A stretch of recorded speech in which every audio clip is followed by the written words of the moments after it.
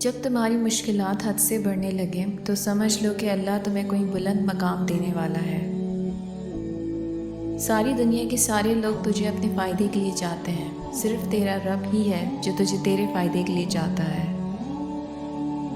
اگر تم سے کوئی جلتا ہے تو بجائے غصہ ہونے کے ان کی جلن کی قدر کرو، کیونکہ یہ وہی لوگ ہیں جو تمہیں خود سے بہتر سمجھتے ہیں۔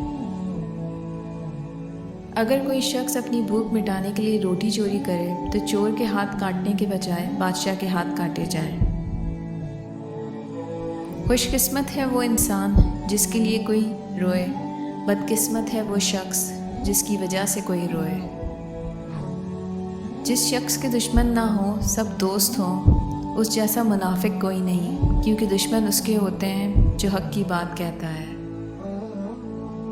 اقتدار، طاقت اور دولت ملنے پر لوگ بدلتے نہیں بلکہ بے نقاب ہو جاتے ہیں۔